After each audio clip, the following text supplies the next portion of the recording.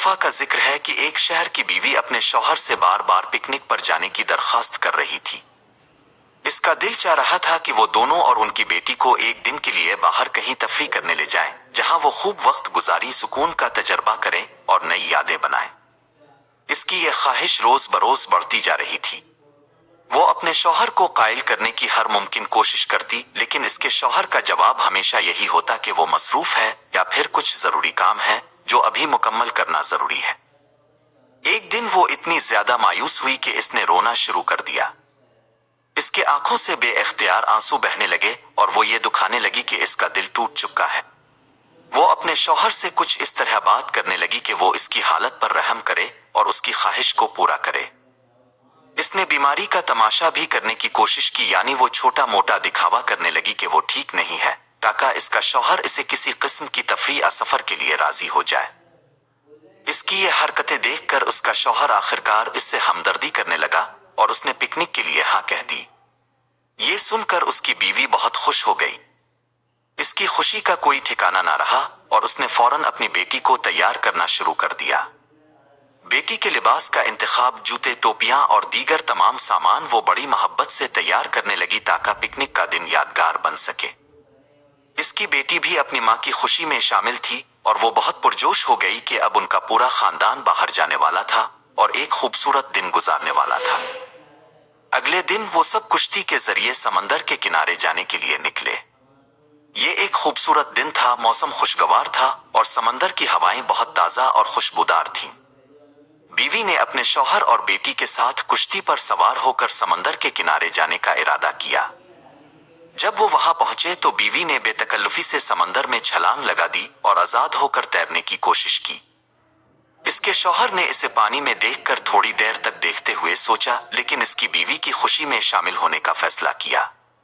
वो भी कुछ देर के लिए समंदर में तैरने की कोशिश करने लगा। इस दौरान इसका शौहर रेत पर चलते हुए कुछ देखने लगा।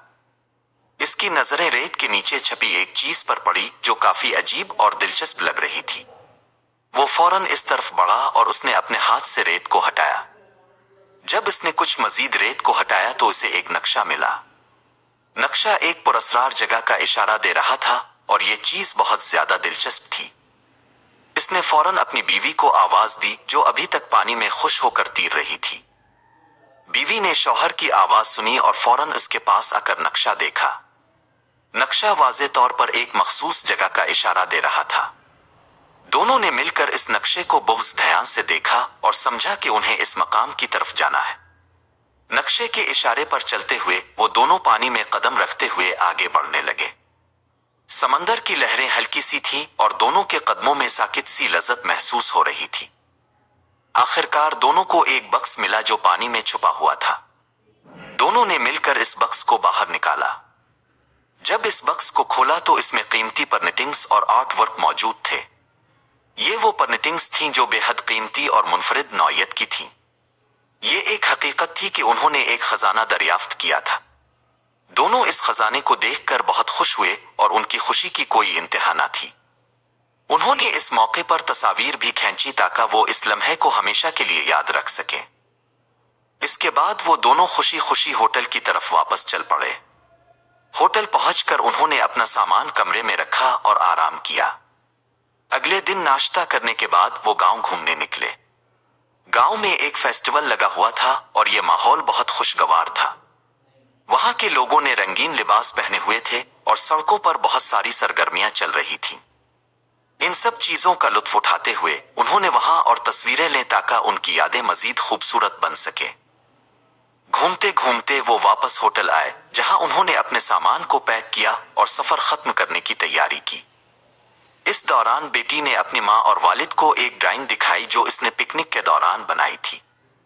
इसकी ड्राइंग में गांव के मनाजिर, फेस्टिवल और समंदर की खूबसूरती को दिखाया गया था।